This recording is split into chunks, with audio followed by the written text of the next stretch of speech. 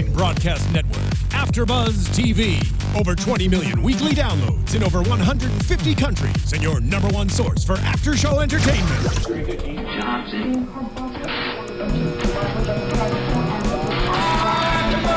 AFTERBUZZ TV, the destination for TV superfans. Producing aftershows for over 300 of your favorite TV shows. Interviewing celebrities and showrunners. And bringing you behind-the-scenes exclusives. All thanks to E! Entertainment's Maria Menounos, producer Kevin Undergaro, and internet leader Akamai. Now, let the buzz begin! Hi there, everyone. Welcome back to AfterBuzz TV, episode 1, season 4, Iowa. We are happy to be here. I'm Miriam Gonzalez, and joining me on our lovely panel, to my left here is Spicy Marnie, ready to come back sizzling hot as ever. Hi guys, I'm Candice. And I am Autumn.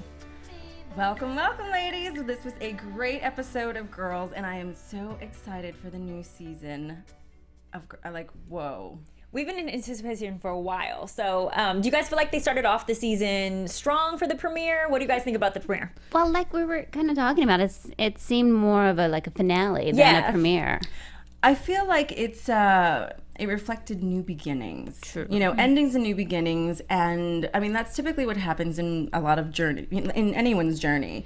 You know, some things must come to an end, and we see that in this episode. We have Hannah getting ready to go to Iowa to one of the most prestigious writing, programs in the country, and she's saying goodbye now to her friends. I think that if they did that in the last season and just started her off in writing school, it would just been weird. Really? Because I was looking forward to seeing her embark on this new journey at Iowa. So I was kind of shocked that they took us back to the same places where they were. They left us off with the same things that they were doing before. And I felt like this was going to be a new introduction to what everybody's doing new. And it looks like everybody's still doing the same thing. So it felt more like a season finale than it did the premiere, because anytime you say goodbyes, that's usually at the end of a season.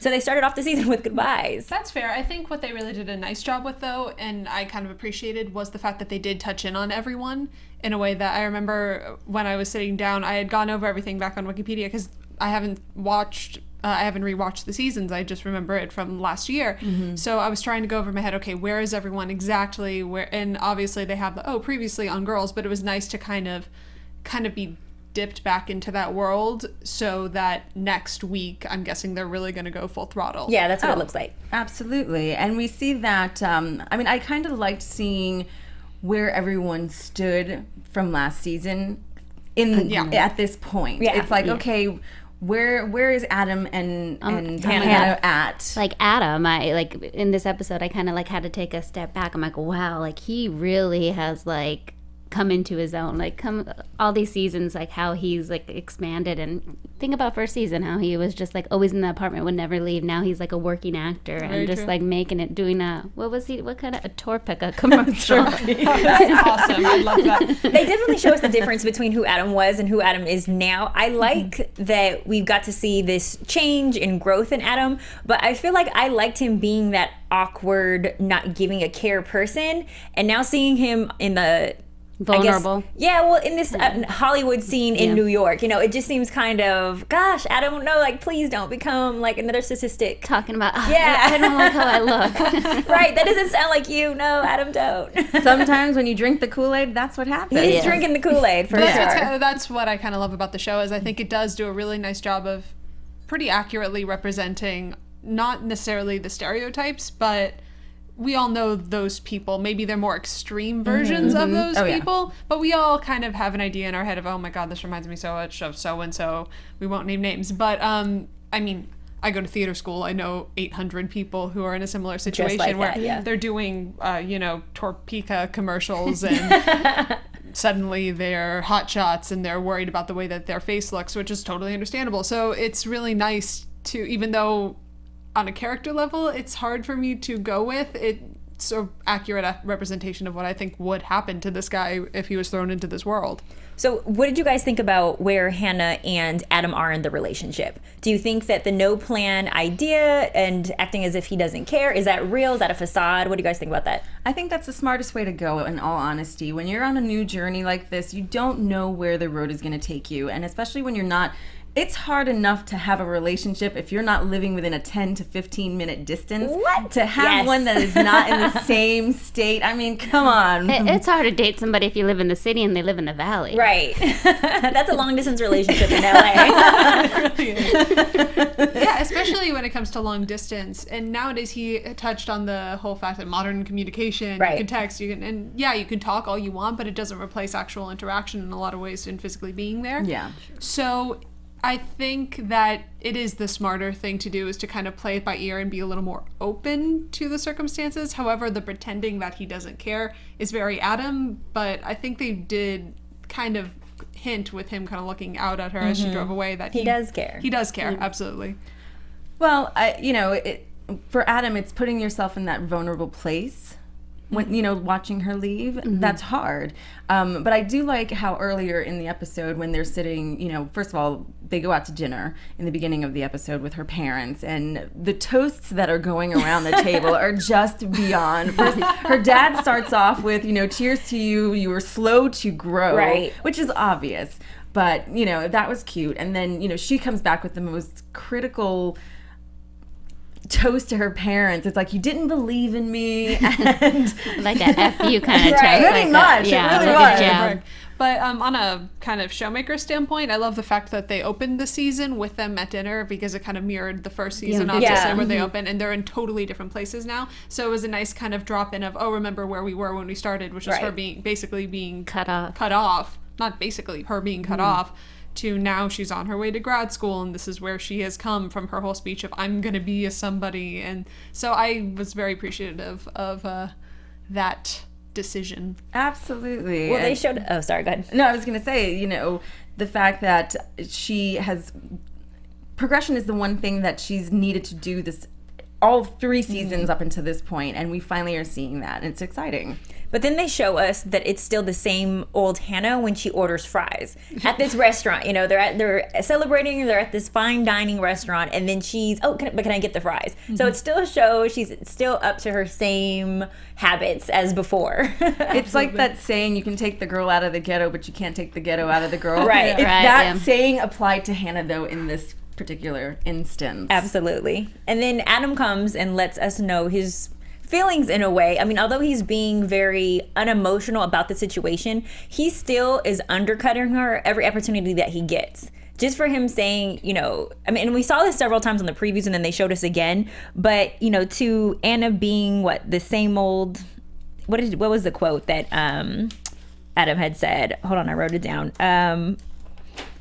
Hold on. Sorry, guys. Oh, so taking the next step in a series of random next steps. I just felt like that wasn't supportive. That was very just undermining, and just it was very rude for him to say that. And when you're in a situation where the parents are there, you always want to be on your best behavior. Adam comes in cursing, talking about himself. He doesn't greet the parents. But again, it's Adam. I'm just Very like, Adam, damn. It is. The thing about Adam saying this to Hannah, and especially in front of her parents, which everyone knows, Hannah is not the person that exactly follows through or is really good at that kind of stuff. So the fact that she's doing this, got accepted into this program, is really a big deal. And I don't think he realizes how big a deal it is. So for her, in a series of random steps, that's Hannah.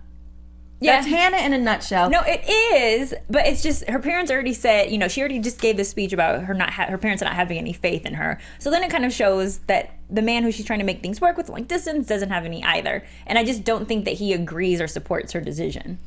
It's hard to do that when your significant other is moving, not to another city, I mean, like down the street, but like to another state. It's Yeah. a big deal. And I think that he's a little vulnerable, and he's hurt by it.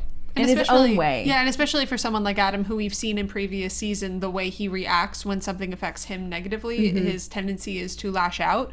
So it would make sense that when he feels personally affected, even if he knows somewhere subconsciously it really has nothing to do with him personally, he lashes out, and he doesn't really have much regard for her parents, but I didn't expect that he would. No.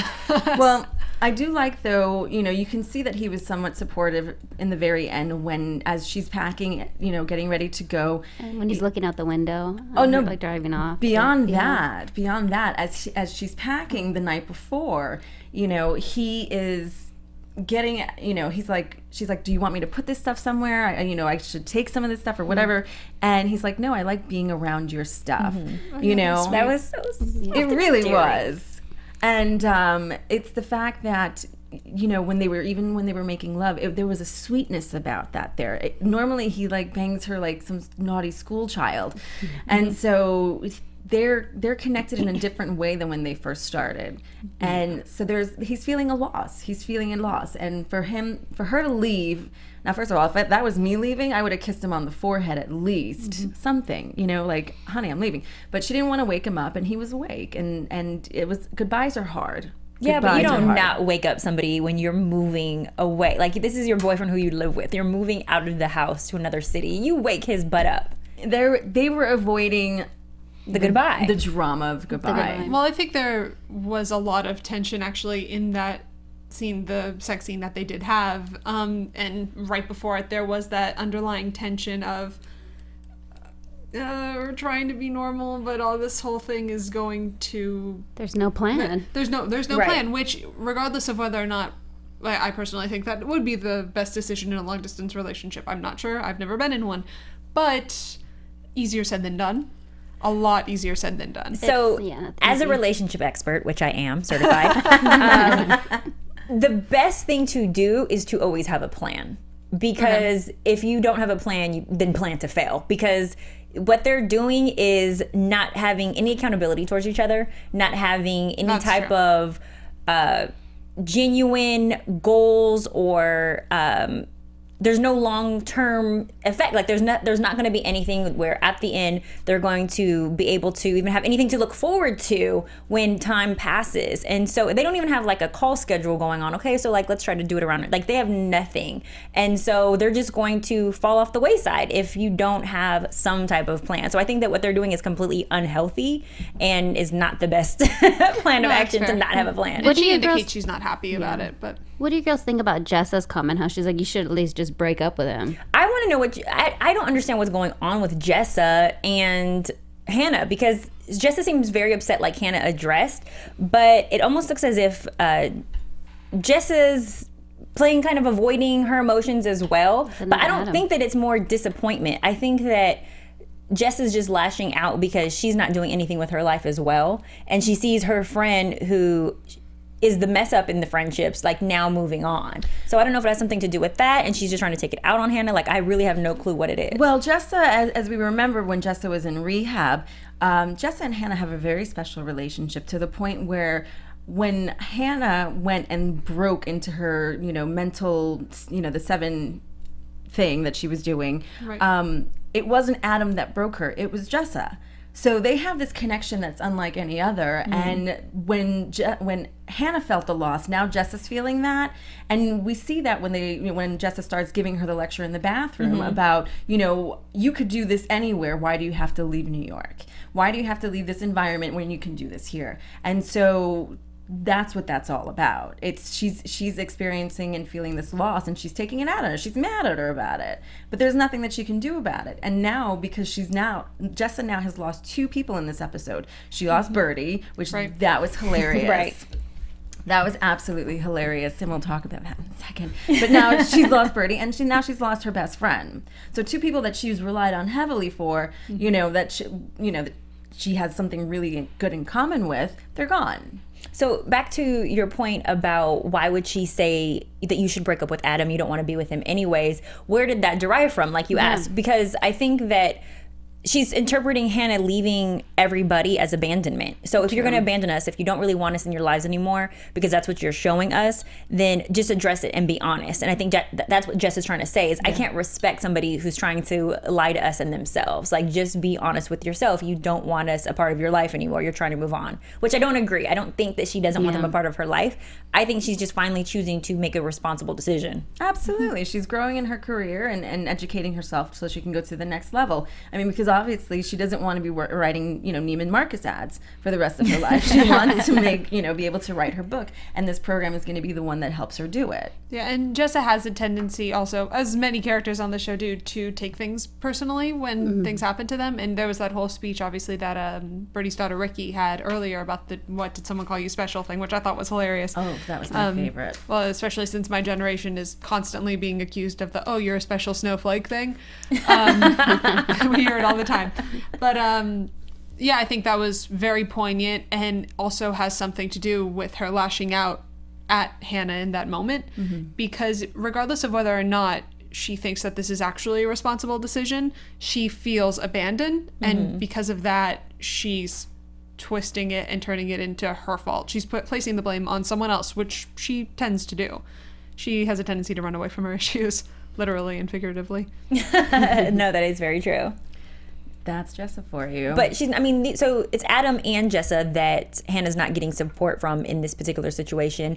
But back to us seeing Jessa and Birdie's goodbye. Yes. So we're getting introduced to her daughter, Ricky. Yeah, Ricky. Can we talk about Ricky? Yeah, let's talk about Ricky. She just started going in on Jessa, which I absolutely understood why you would. This woman almost killed your mother.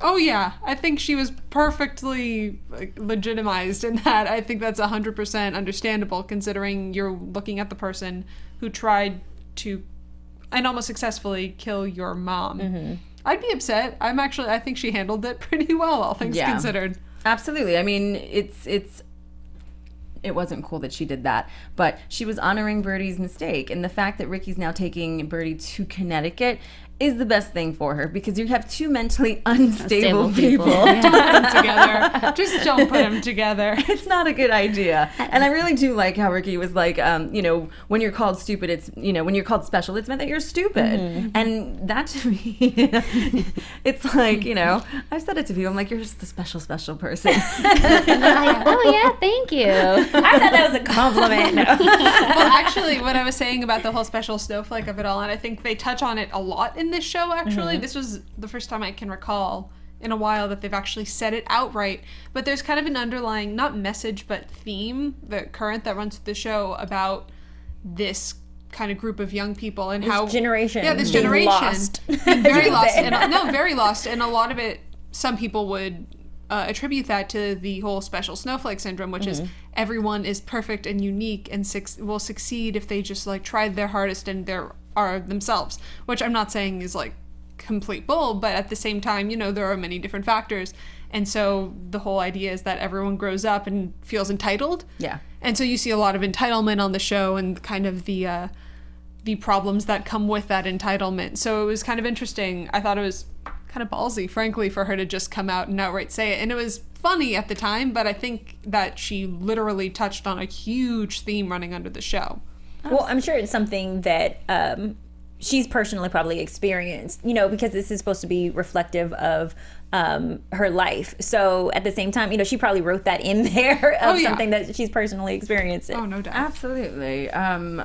So, moving on, Marnie and that very intense. Can we talk about the sex scene? He just down licking some butt. He was He was all in there. He was tossing her salad. That's to say the least. So that was the opening scene, us getting to see for Marnie's situation, the opening scene for Marnie's situation, her salad getting tossed. Yeah. That was hot. And it was, her booty cheeks were straight smacking He was handling it. His face. Yeah. Yes. And in that situation, we're wondering, is he still with his girlfriend or not? And of course, later on, they show us that after this hot sex scene, that he's still with her. That the girlfriend is still in the picture. That Marnie's still going surprised me. after somebody's boyfriend. Of course he's still with her. And, and this is bad, but of course, when they're at the venue for the jazz brunch, Jazz brunch. Clementine walks in, and Marnie, of course, is like all awkward. And when Desi goes to kiss her, all I kept thinking was, oh my God. Those lips. Marnie's You're butt. kissing her ass, literally. And then she kisses her ass and apologizes to her. That's actually really funny. But that makes you just dislike Marnie even more. I mean, I know that they're writing Marnie's character for us to dislike her, obviously, but it's making it very hard to like her, except for when she has those touching moments with Hannah. But in those situations where you're going after somebody else's partner, as a woman, we see that and we're just like, oh, you slut. Like the audacity of you. Because Marnie has a tendency, which we already saw last season, to take out her daddy issues in, sabotaging people's relationships and needing that love. And so I hate that she's still in that same place. Yeah, I mean, at that jazz brunch, who hasn't she slept with? That's what it's coming down to. That's true. She wasn't even trying to be like, discreet about it. She was clearly just like singing to him, like there was nobody That else was in the funny. room. Right. That It's was like really his funny. girlfriend's right there. But Clementine, I'm surprised, has not picked up on it. slapped her yet because of that. Well, I will say this in her defense: when you're an artist like that and you're connecting with your people that you're working with, you tend to have eye contact. Yeah. She was a little above and beyond, but I get But he it. wasn't giving little. it back, and that's the problem. Was that it'd be different if they were performing and he's giving it back for entertainment value. Just He wouldn't staring. even look her way. No. She's just still looking, was waiting like, for him at some point to What look was back. really surprising for me was the fact that she was so intent on looking at him so longingly right after he had finished kissing his girlfriend, and then she comes and apologizes and says, I'm so sorry that I would accuse you of such a thing, I guess I was possessive, and totally takes the high ground. She has that moment of, it's totally fine, I'm just sorry that you think that I would do such a thing, that I'm capable of such a thing, and then stares at him. Like I would think that there'd be some kind of inner conflict going on, not just like, oh well, that happened, I guess I'm just gonna stare longingly at you again. You know what I mean? Like after all of this has taken place, like, oh, we're sleeping together, they're still together, she doesn't know, there's gotta be some kind of guilt. Something. I mean, Maybe? she did it to Shoshanna and Ray. Was there some kind of guilt there? No. But She slept with the gay guy on the show. I know. That's true. But that's how self-destructive she is. Like that really shows a lot about her self-esteem when you will do something like that. Like just sleep with just anybody to make yourself feel better in that situation. And I feel bad because Clementine, her gut instincts told her that Marnie was sleeping with him, and she decided not to listen to that because maybe him and her are in a better place now. Yeah. But that's a common mistake that a lot of women make. So I appreciate that Girls is reflecting real life. So true, so true. So moral of the story, trust your instinct. Right, trust your instincts. Yeah. But what do you guys think about Marnie's performance? Because I was soothed by her voice. I felt like it was very Disney. I liked it. I liked it too. It was very, once again, accurate, I think, of what a jazz brunch would be. I've attended many, not necessarily a jazz brunch, but, live performances where they're very good. They're very good, but not necessarily earth-shattering, not necessarily like, oh my God, this person is, these people are incredible, or you don't necessarily connect with them on a visceral artistic level, but you're like, wow, these people can sing and play, and that's really impressive and lovely. So it was, I thought, kind of the perfect balance of, this is really good, but I'm not gonna go home and download it necessarily after hearing it. And you can tell that she's not at that level anyhow. And the fact that she's working with a performer like Desi, who's giving her the opportunity to now step outside and perform in the first place is great. She's no. Elijah told her this business ain't for sissy bitches. That was my favorite moment of the show. Yeah, that was that. that was the best. But It's true. you see that she doesn't have the skin for it, and she, her skin isn't thick enough for it, and she's sitting there, she's performing her song, the second song, and these little kids are just out of control. And she loses it. She absolutely loses it. She doesn't hold her composure. She starts crying. She gets up in the middle of the song and just walks off. She forgot her lyrics first, right? Yeah, because she got distracted. Oh, okay. When you're Because I was wondering distracted- where she went in that moment. She felt connected and then she just lost it. Any good performer is so zoned and dialed in that any outside thing doesn't bother them. Yeah, and if it does, you have the moment, you acknowledge it, and then you either acknowledge it and make a bit out of it or say something or do something and then go right back into it on a rare occasion, or more often than not acknowledge it subconsciously and then just focus back on what you're doing. So it says something about her seasonedness, if you will, that she fractures so easily at, you know, 2 kids as well. It's not like these are, and it's a brunch too. It's not like a sit down concert performance. People are going to be talking, and yeah, they were super disrespectful. Not to, you know, say the kids were brats, obviously. Now, could it possibly have been, because, you know, we're talking not even just a moment ago, does she even have any kind of guilt? Does she have any kind of whatever? Could it be at this point she's distracted by the kids? She's, you know, he's not eye contacting with her. He just kissed his girlfriend. He should be kissing her. I mean, he was just eating her ass a little while ago. You know what I mean? That's fair. And so it's like, it's that moment, like, what am I doing here? And just even the lyrics of the song itself, like, you know, leaving things behind and going away, and that could have been all a part of it. Does she finally have that moment in that moment? And then also when they were in the intimate, you know, having sex, she's like, "Oh, I love you." I was like, "What?" He's like, That's true. I thought it was like, oh, he must be broken up with his girlfriend when they started telling each other that they love each other. Did he tell her back, did or he he say just... I love you or I love that? I wasn't sure, because I thought he said I love that and then she said I love you too, and it was Oh, now you're going to make me go home and I could be Yeah. totally wrong. That's what I heard, but I thought- could have been imposing Okay, that. I love DVR'd it, that. so I'm Yeah. definitely going to double check because I want to see if he said it first or not. Because sometimes that could be foreplay saying it to each other. But do you think that she misheard him or mean, misinterpreted what he said? I feel like we're dealing She heard with what she wanted to hear. Yes. I feel like we're dealing with hypotheticals. If indeed, disclaimer, if indeed the line was, I love that, and her response was, I love you too, then yeah, she was imposing what she wanted, and it was Freudian or what have you. But because I don't think he said, I love you, I'm pretty sure that wasn't a thing. Oh, no, she was definitely making that up in her head. She was like, I think I heard that, and so I'm just going to say this instead. That sounds like Marnie. I do appreciate the fact that he came to her rescue, and I actually have the quote in front of me so that I don't have to scrounge my papers again. But when Desi said this would be a good time to talk to your loved ones about respect and how it affects other people, he said it very snarky and kind of, you know, I felt like attacking the children in her defense and the parents of those children. But I thought that that was a protective moment. And I appreciated that, even though he's two-timing his girlfriend, I still like the fact that he does have some type of, you know, fatherly protection around Marnie, because it's still kind of like his little baby child that he's bringing out into the world as an artist. Absolutely. They're going to be performing in that he's sleeping with. Yeah. I mean, hopefully they'll be performing at more jazz brunches or wherever. And hopefully there won't be any kids around. But he definitely pointed out what society out there does. I mean, it's ridiculous. You go to a restaurant, people just don't take responsibility for their children. They throw iPads in front of them. They let them scream their faces off. They, like, you know, tune them out and, you know, cocktail it up, and kids run amok. And so the fact that he says that and addresses the entire restaurant, not just that family with the kids at that point, but the entire restaurant, it's like, you know, have some manners, have some respect. And the fact that he has her back is great. Now, this is Marnie, of course, running out crying hysterically, doing the damsel in distress moment. I thought, of all the people that were getting up to run up after her, when he got up, I thought he was going to be the one that was consoling her. So to see that it was Elijah doing it, I actually appreciated it a lot more.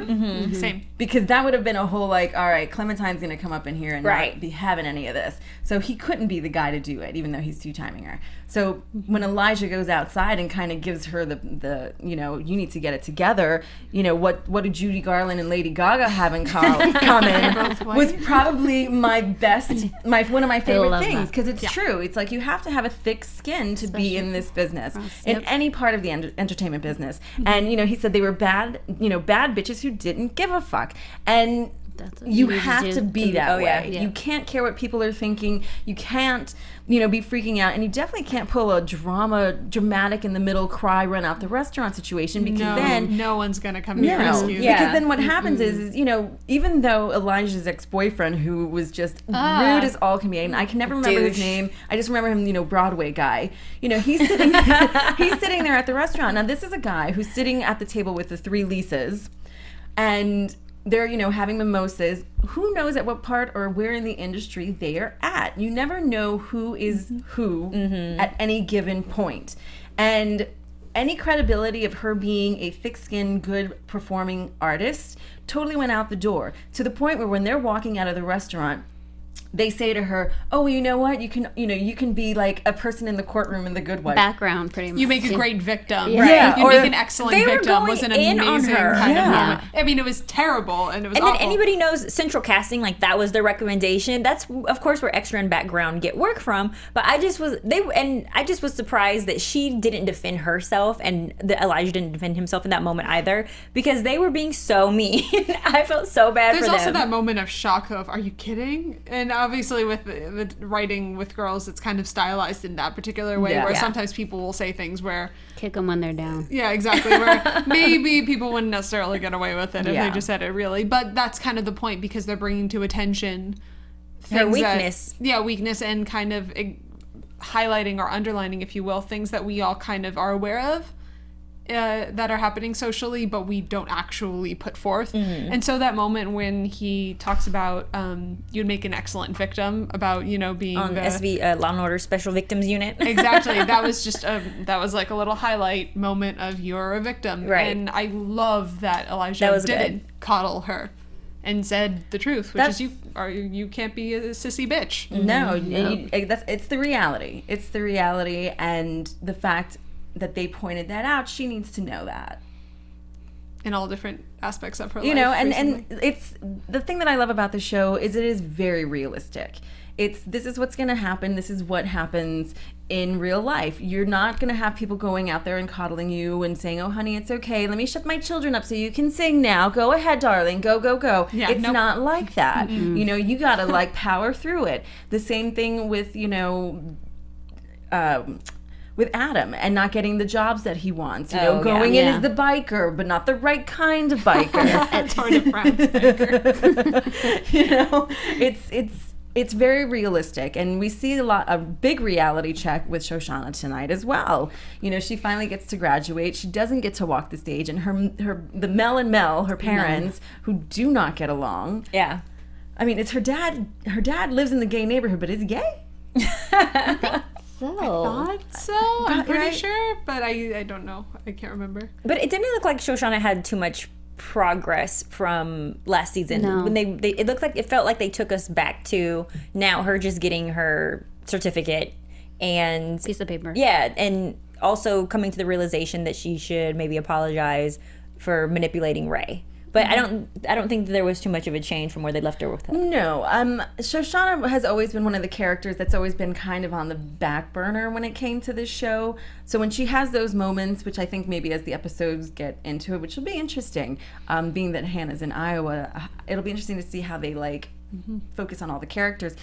To see where she goes next, it's okay. You were in college and you were being supported, and now it's time to grow up. And part of her moment of growing up was to apologize to Ray, to not be so manipulative, because she sees how her parents were fighting and arguing over why does he get a copy and not me? Why didn't you order 2 of them? And her dad with the camera in her face the entire time. Let's take a picture in front of the cashier window of where you're getting your diploma. It's not very glamorous. It's not the graduation moment that you want. So her reality became very real at that moment. It'll be interesting to see what happens to Shoshanna as far as the real world is concerned, because now she's going to have to get a job and pursue what it is that she wants to do. Yeah. And I think in some of the previews we see what's going to happen next. And we didn't get to see anything from Ray. They didn't give us any information as far as where he is or what he has going on. No. We just know that he came to the jazz brunch. Did he come there for Marnie? Are they still dating? Maybe she's leading him on and still sleeping with Desi as well. Don't really know where they stand. Possibly. I feel like they would have given some kind of indication, but all I know with Ray is that actually I happen to love the moment with Shoshanna and Ray. Yeah. Because even though there hasn't been much progress on her, I loved her apology, but more specifically, I loved the hug at the end, because it was very subtle, but very subtly heartbreaking on her part. I actually was very happy with I felt it. her performance in there, where she hurt. She wasn't going to show. It was just a very Shoshanna moment, but it was her actually taking the responsible high ground, which is unlike her, and giving a legitimate apology, I think. it wasn't manipulative, it wasn't backhanded, it was a legitimate apology, and it was specific. And he hugs her for a bit too long, and that this happened a little bit, and it was pretty heartbreaking, just like a moment of that. We're gonna see a lot of that, I think, in this lovely 4th season of Girls. More heartbreak now. Heartbreak and awkward sex. And I'm excited to see all the new characters since Hannah's going to be away in a new Yeah, what are they going to do environment, without so- Hannah? Well, why don't we go to predictions and find out? And now, your AFTERBUZZ TV. All right, ladies. Where do we think this is going to go? So I do think that Ray and Shoshanna are going to get back together. I think that they're going to have another awkward hookup and fall for each other. He's going to realize that he still has feelings. I think that, of course, we see Hannah partying like crazy. So I think that she's going to realize that she loves college in Iowa, and there's going to be some type of breakup between her and Adam. I don't see that working without a plan, like I said earlier. And as far as Jess is concerned, I think that she's going to just get more self-destructive, and so is Marnie. I think that Marnie's going to get her butt whooped by Clementine.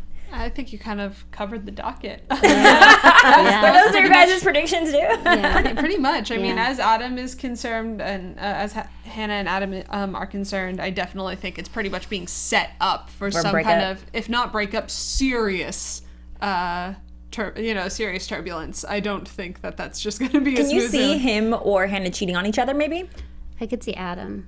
I could actually see both, depending, because the thing about going somewhere else, Adam's still in the same environment, where Hannah's in this kind of new fairy tale land of, college. I'm not saying necessarily I think that she will, but if either of them were to, I almost feel like it could be her, because when you are in that new environment and meeting all these different people and you're in these new surroundings, it's easy to mistake it for this kind of separate Right.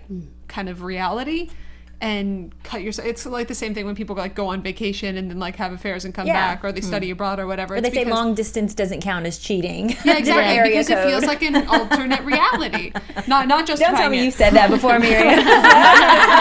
I won't admit it here if I did. Yeah, so that I definitely think you're spot on about. Marnie, I definitely think is going to get her butt handed to her by Clementine. And by the way, deserves it. Frankly. Deservingly, yes. Someone needs to hand her butt. What's going to happen with Desi, though? That's my question. Do you think we're really going to see the aftermath with him? I'm surprised that he came along for this season. I didn't think that his character was strong enough previously. I thought that he was just another escapade that Marnie was going, with or experiencing last season. So for them to bring him back, I'm curious to see where that's going to go. I think potentially he is going to, him and Clementine are going to break up, but not without a fight. I think Clementine's going to whoop on Marnie like she deserves, but I think that he ultimately will wind up with Marnie. I don't think so. I don't think so at all. I think that Desi is going to break her heart. I think we're going to see more interaction of them. I mean, not a ton. I don't think that he's going to last throughout the entire thing. I think she's going to, continue to somewhat try to pursue. He's going to try to get her to continue her music and continue writing with him because they're having a good time and he's having a good time doing her. Then, she's going to feel like, do the whole victim thing. He might get tired of it. He might get tired of her victim thing and realize wow, I really like my strong, independent girlfriend that trusts me, and go back to his girlfriend because no one likes a needy girl. No. And she's needy. And so... And how can they trust each other if they're cheating? Like, if you're cheating on someone with somebody else, you can't trust them after you're with them. Without a doubt. There's an inherent problem in the beginning. It'd be one thing if it was oh, they met each other, they had a thing, and then he immediately broke up with Clementine, and then maybe it's a gray area. But when you're the other woman, there's an inherent break in trust there. Yeah, because if it started that way, it's gonna end badly. Probably end that way. So he's gonna break her heart, and she's gonna find somebody else to do. I see her getting yet another rendezvous in there. Someone else, maybe in the friend pool that she's gonna wind up. No, there's nobody else left for her to sleep with. You never know. But that's her own fault. The general rule of thumb is do not mess with somebody that's in a relationship, or you're gonna get hurt. You never know, and you never know. I see her getting her heart broken. As far as Shoshana's concerned, I see a lot of reality checks coming about, you know, being in the real world, being a grown-up, getting a job, having to pay your bills yourself and not your parents doing it for you. Like, ouch. I'm excited to see her line because she has an opportunity, or her character has an opportunity to really kind of see more growth than almost anyone. Yeah. Because everyone's kind of disintegrating around her, except Hannah's going forward, and Shosh now I think is going to be forced to. Absolutely. So I hope really that she ends up kind of progressing more than anyone. I'd like to see her be the front runner. Absolutely. She's definitely going to have some progression. It's definitely a little bit of a race, and if we were to put them in a box like little mice or turtles. And Jessa and Marnie are going way. Yeah, I see Jessa going way down. Yeah, I see Jessa Hannah. completely self-destructing. She now has no job, and she no longer has her best friend. She doesn't care about Marnie. She doesn't care about Shoshanna, and Shoshana's like her family. So I see her just spiraling once again, maybe hoping that Hannah will come and rescue her. I could see her and Adam consoling each other. No, say it ain't so. That's a good prediction. Because they both Dang, have that's good anger with prediction. Hannah. So. That is a That'd good be- one. That's a very good That'd be prediction. so terrible. We will definitely Leave see. it to Dun, Candice dun, to pull a dun. good one. I love it. Yeah, that'll be interesting. And now as far as Adam and Hannah are concerned, is them keeping their long distance relationship, you know, I see her calling him. He's not good on the phone. He admits it. She said it. Unavailability. You know, he's working his acting thing. He's going to wind up being in some Broadway show or doing some sort of, I don't know, a commercial for an STD or something. Just more justifications. Yeah. though. I hate how many qualifications he puts. It's such a, I mean, like I said earlier, he is very selfish, but when your girlfriend or boyfriend is moving away, it's the first thing, if the first thing you said is, you know, I'm bad with the phone, right? Yeah. Well, try to be better on the phone if you're about to enter a London. It's not that difficult to at least try. No, it's definitely never, what's the saying? Never go out of your way for someone that doesn't go out of their way for you. Yeah. You know, he if he really loves her, if he really cares about her, he will get on the phone with her. He will FaceTime with her. It's not a qualification. I no. just think that's a really funny excuse. Like, if you care enough, you can dial 3 Well, numbers. he's going to try, but I think that was more of a disclaimer for himself. Like, hey, I don't want to get a spanking for my bad behavior. You already know I have bad behavior. No, but I see them in the attempts of trying to communicate. I see them missing each other a lot. I see her being in class. I see her being in her writing groups. I see her, as we saw in the previews, maybe partying a little too much, having a little too much fun in the Jello pit, and missing his call, and her vice versa. And I see them, you know, kind of coming apart, and as a result, maybe you're right. Maybe Jessa and him wind up hooking up. I don't know, but we will definitely see. Oh, that's the one person that Marnie also hasn't Slept with yet. Oh, so- please no. I will That- die if that I Marnie would be sleeps with really him. Are we upset. going to predict that happens? I wouldn't predict that. I think No. Jessa would be more likely Yeah. than Marnie. Yeah, Absolutely. for but sure. we were saying, is there anyone left who she hasn't slept with? And he is the only one. You never know. If she tried, I think he would shut her down. Jess, on the other hand, I don't know. I think that Jessa and Adam are both vulnerable, so you might be right. They might be, you know, able to console each other. I don't know. You guys tell us what you think. Go to iTunes, download us, rate us, tell us your comments. You can also go to YouTube and watch us there. You can follow me on Twitter, Miriam L. Gonzalez. And you guys can play with my Twitter or stroke my Instagram at spicy_Mari, SPICY_MARI. You can find me on Twitter or Instagram, Candy Buen. And I am also on Twitter and Instagram at Autumn Chiklis.